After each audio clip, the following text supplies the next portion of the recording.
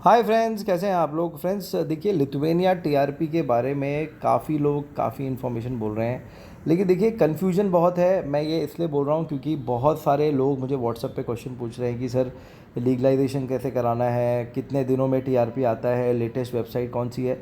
अगर आप ये आज का वीडियो देखेंगे, आपको इसके बाद किसी से कोई क्वेश्चन पूछने की ज़रूरत नहीं पड़ेगी, ये गारंटी मेरी है। ठीक है, तो अभी देखिए ये वीडियो शुरू करते हैं फ्रेंड्स। सबसे पहले जानिए कि आपको कौन कौन से डॉक्यूमेंट्स अपोस्टाइल और लीगलाइज कराने हैं, कौन सी वेबसाइट से।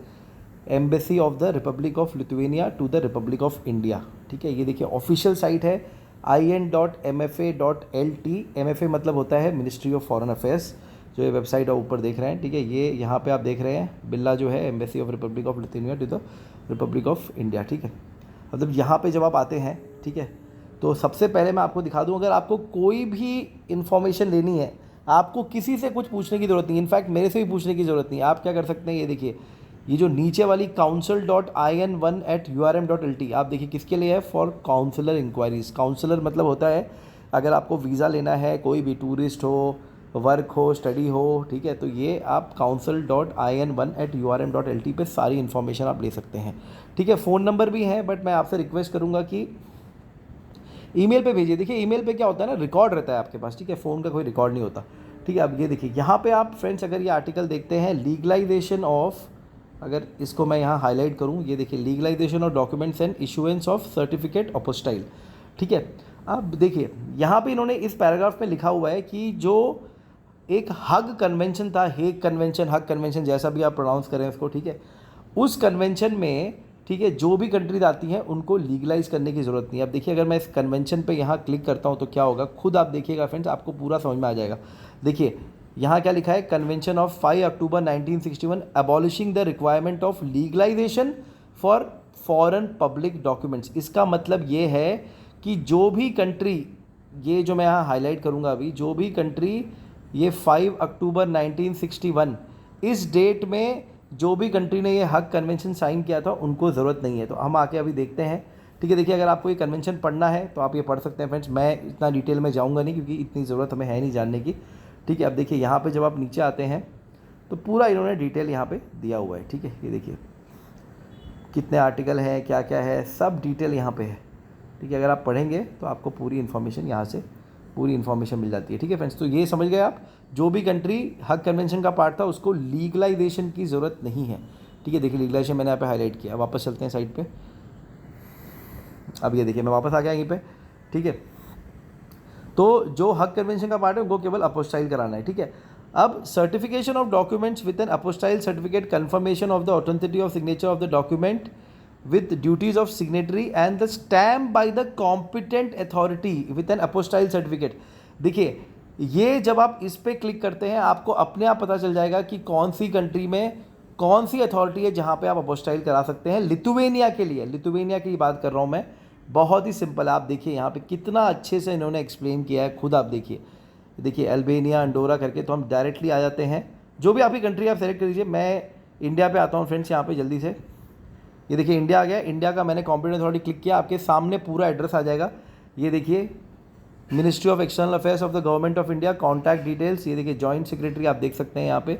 ये पूरा एड्रेस है, फ़ोन नंबर है, ठीक है, ईमेल एड्रेस दिया हुआ है और वेबसाइट दी हुई है, सब कुछ है। और सबसे ज़रूरी 50 रुपये इसकी फ़ीस है, आप खुद देख सकते हैं। इंडियन 50 रुपये में आपका जो प्राइस है वो हो जाएगा फ्रेंड्स, मैं आपको बता रहा हूँ। ठीक है, लिंक भी दी हुई है, आप पढ़ लीजिएगा। इस पर मैं अलग से वीडियो बनाऊंगा कैसे अपोस्टाइल करना है, मेरे वीडियोस हैं भी, वो भी आप देख सकते हैं। फिर से मैं रिवाइज़ करके बनाऊंगा। ठीक है, देखिए 50 रुपये, 50 रुपीज़ फ़ीस है और ये आपका पूरा एड्रेस है। देखिए फ्रेंड्स कितना सिंपल है, सब कुछ यहाँ पे एक्सप्लेन किया हुआ है। ठीक है, अब वापस चलते हैं। ठीक है, ये देखिए जैसे इंडिया हो गया। अब ऐसे ही समझ लीजिए कि आप किसी और कंट्री के हैं तो आप कंट्री यहाँ पर सेलेक्ट कर सकते हैं। ठीक है फ्रेंड्स, ये देखिए।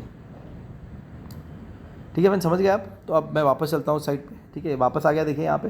ठीक है, तो ये हो गया। अब देखिए यहाँ पे क्या लिखा है, जो भी इस पैराग्राफ में जो भी कंट्री इस हक कन्वेंशन का पार्ट नहीं थी उनको क्या करना है, उनको अपना डॉक्यूमेंट मस्ट बी लीगलाइज्ड। ये देखिए ये जो लाइन है, मस्ट बी लीगलाइज, लीगलाइज कराना चाहिए। ठीक है, लीगलाइजेशन ऑफ डॉक्यूमेंट क्या होता है, अगर आप यहाँ पे आएंगे, ये पैराग्राफ देखिए, a document is considered legalised only if it is certified twice. ये देखिए सर्टिफाइड ट्वाइस यहाँ पे लिखा हुआ है अगर 2 बार, मतलब एक तरह से अगर मैं आपको सीधे शब्दों में समझाऊं, so a document which is apostilled twice, once by the country where you are residing and second by the embassy of Lithuania or by the Lithuania ministry of foreign affairs which is written here, you can see here, ये देखिए this line, if you read all these 3 lines it will be very clear for you. ठीक है, मैंने blue रंग से इसको highlight कर दिया, you can see this brother. Okay dear brothers and sisters, you can see here. Okay now once you come down, यहाँ पे देखिए अब the following official documents can be legalise and certified with an apostille. See issued by state and municipal institution, administrative documents, notarial deeds, official confirmation of documents signed by natural person, notarized copies of official documents. Okay, now person who hold an official document issued in Lithuania, what needs to be certified with apostille। ठीक है, ये देखिए जो आपके Lithuania से work permit आई है, ठीक है, और आपको जो डॉक्यूमेंट सबमिट करने हैं, नेपाल, श्रीलंका और बांग्लादेश के लोग, ये ध्यान दीजिए, आपको सुपर लीगलाइज या लीगलाइज आपको डॉक्यूमेंट कराना पड़ेगा। ठीक है, अब देखिए यहाँ पे इन्होंने बताया documents issued in Sri Lanka must be legalise the ministry of foreign affairs Sri Lanka and Sri Lankan high commission New Delhi. ठीक है, अब in order to submit documents at the embassy please register here. देखिए आपको अगर डॉक्यूमेंट सबमिट करना है तो आपको रजिस्टर करना पड़ता है, ये एक साइट है फ्रेंड्स, यहाँ पे आके आप रजिस्टर कर सकते हैं। पूरा A to Z मैं आपको बता रहा हूँ फ्रेंड्स, अगर लिथुएनिया TRP के लिए अप्लाई कर रहे हैं, ये वीडियो देख लीजिए, आपके सारे डाउट आज क्लियर हो जाएंगे, कहीं आपको जाने की ज़रूरत नहीं है। ये देखिए ये आपकी साइट है, आप समझ गए, यहाँ पे आके आपको रजिस्टर करना है। ठीक है, ये देखिए लॉगिन रजिस्टर, जब आप रजिस्टर पे क्लिक करेंगे यहाँ पे तो आप रजिस्टर कर सकते हैं। ठीक है, मैं डिटेल में जा नहीं रहा हूँ फ्रेंड्स, अगर आपको डाउट है मेरे पास आते हैं, मैं आपको क्लियर कर दूँगा। ठीक है, ये हो गया। अब देखिए when submitting documents for legalisation following elements are to be included. क्या क्या चाहिए आपको? Document original notarise copy, 1 appointment is for presentation up to 3 documents. ठीक है, वैलिड पासपोर्ट होना चाहिए, free form request and application letter including following information with the legalise document to be submitted. Counsellor fee of legalise 20 euros. अगर आप embassy से करा रहे हैं 20 यूरो यहाँ पे फ़ी दी हुई है, देखिए 20 यूरोज में आपके डॉक्यूमेंट लीगलाइज हो जाएंगे। ठीक है, 1 डॉक्यूमेंट, एक डॉक्यूमेंट का 20 यूरोज है, देखिए यहाँ पे। ठीक है, समझ गए फ्रेंड्स आप?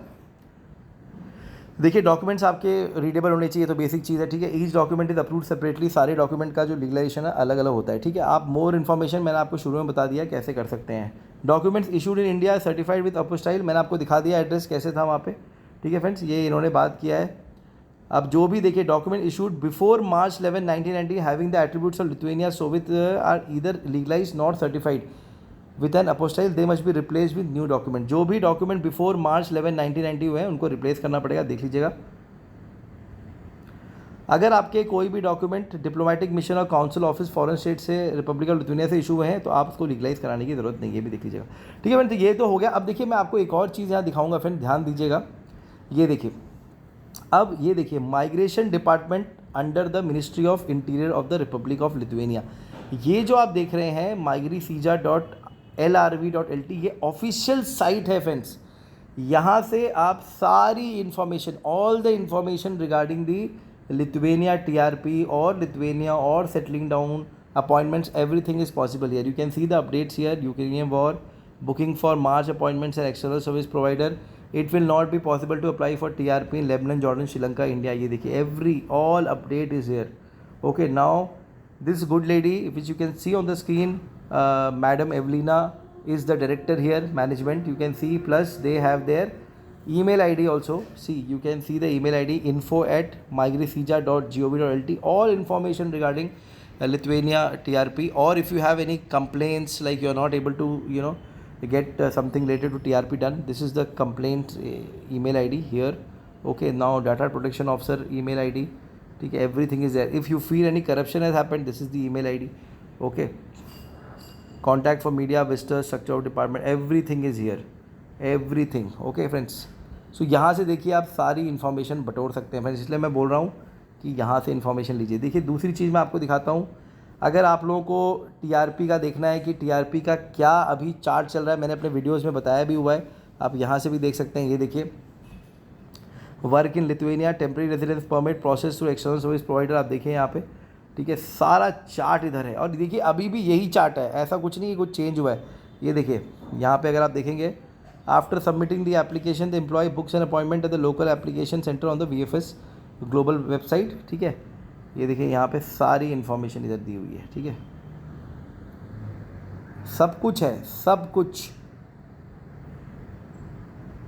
आप खुद देखेंगे यहाँ पे वेट टाइम से लेकर सब कुछ यहाँ पे दिया हुआ है, ठीक है फ्रेंड्स। इसलिए ये वीडियो अगर आपने पूरा देख लिया तो आपकी देखिए एप्लीकेशन की प्रोसेसिंग फ़ी 120 यूरोज़ है यहाँ पे, एम्प्लॉय सबमिट मिग्रेस पूरा यहाँ पे। अब देखिए फिर मैं डिटेल में 1 बाय 1 नहीं जाऊँगा, वरना क्या होगा, वीडियो बहुत लंबा हो जाएगा, मुझे वीडियो ज़्यादा लंबा करना नहीं है, ठीक है फ्रेंड्स।